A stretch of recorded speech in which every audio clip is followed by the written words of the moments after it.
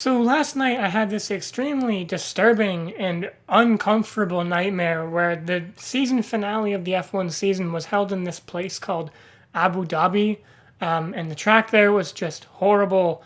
There was no overtaking. There was too many corners. It was just too much. I really missed Brazil, and it was there's that's the real that's real. That wasn't an Brazil's not even on the calendar this year. Is it? Oh yeah. Well, I'm just gonna go cry. So, excuse me.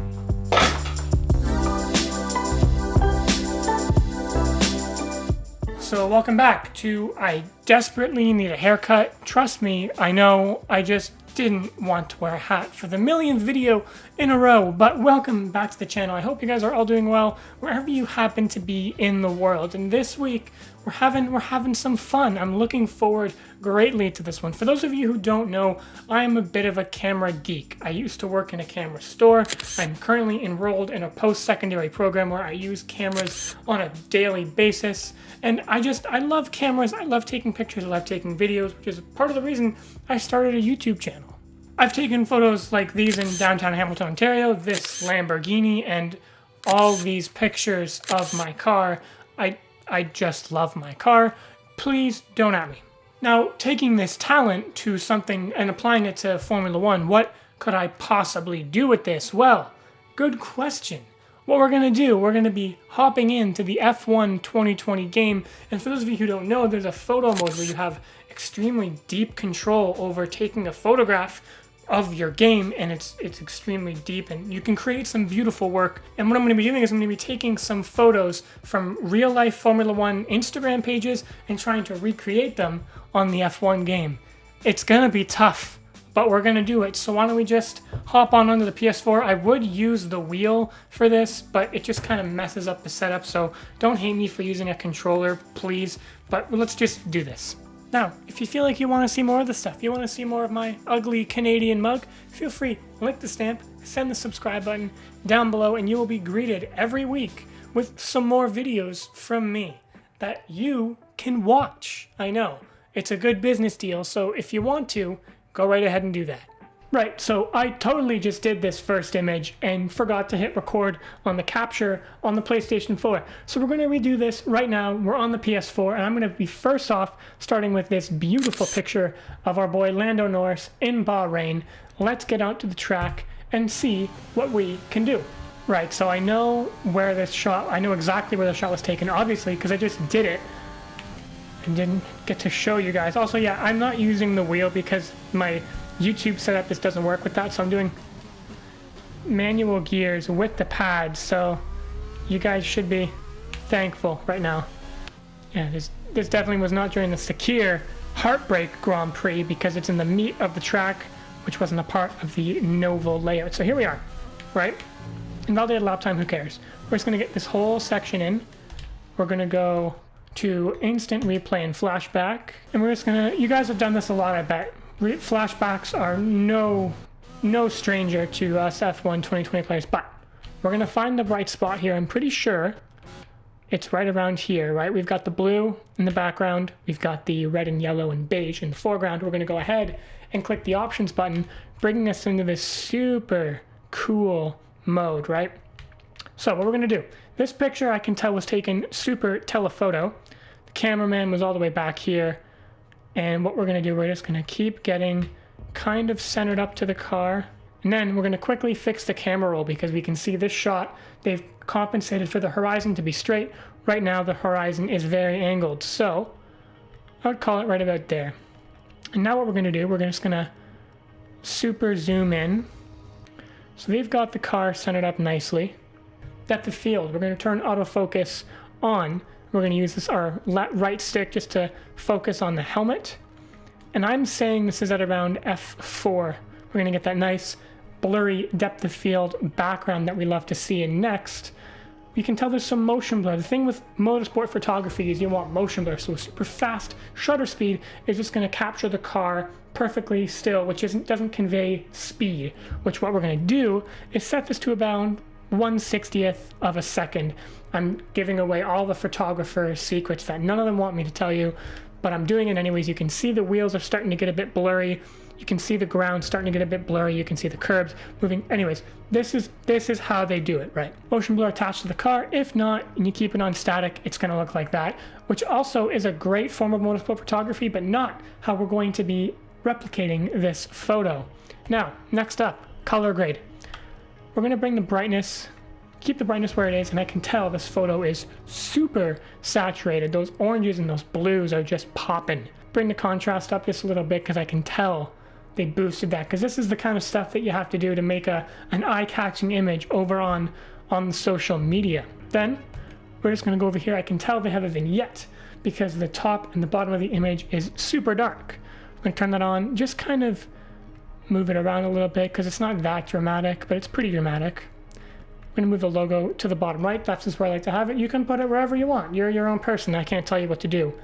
But there is our photo. I'm going to take a quick screenshot of that, and I'd say that's pretty close. All right, so now we've got this shot of the Ferrari. Last time with the McLaren, it was a nice close, tight up shot. Now I'm going to be trying my hand at some wide angle photography, which normally in motorsport is tough to pull off because you want to convey that motion. But this, with that monument, I'm assuming it's some sort of apartment, hotel, central circuit building thing. I've never been to Bahrain. I don't know. But we're going to be recreating this photo in the Ferrari. I believe that's Sebastian.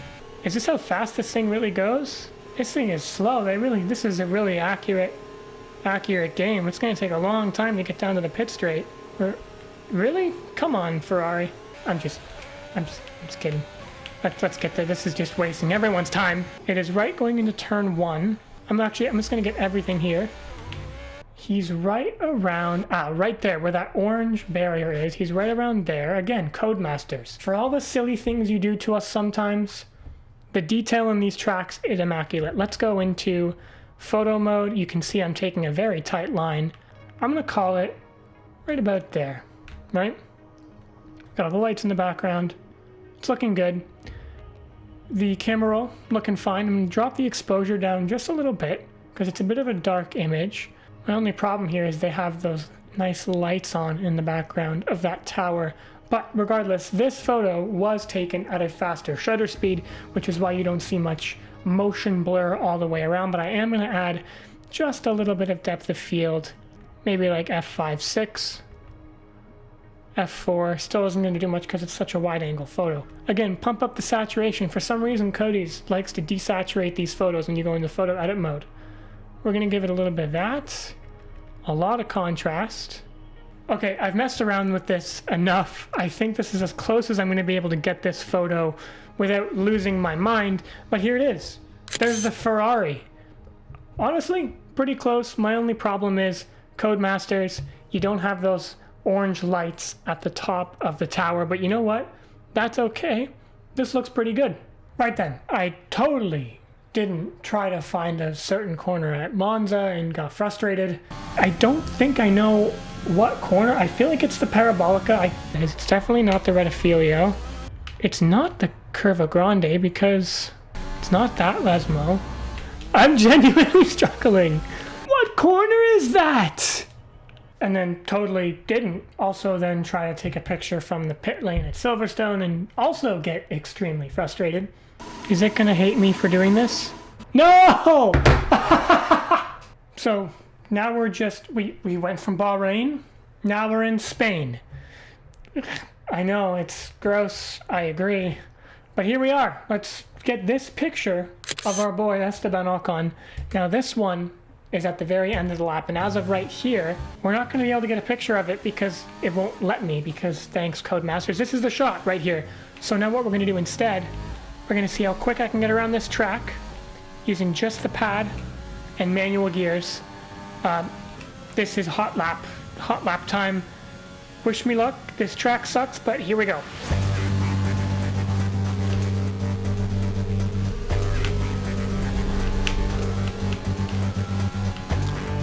Oh no. Okay, good.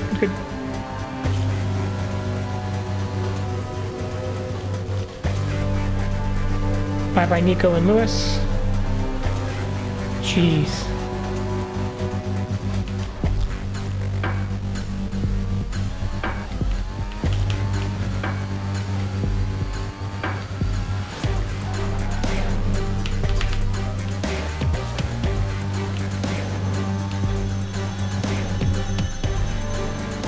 Only good corner around this track right there.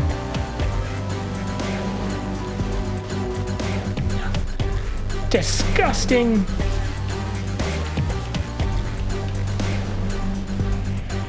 Third sector. I hate it. I hate it. I hate it. I hate it. Okay, here we go. Gotta make sure we land this right.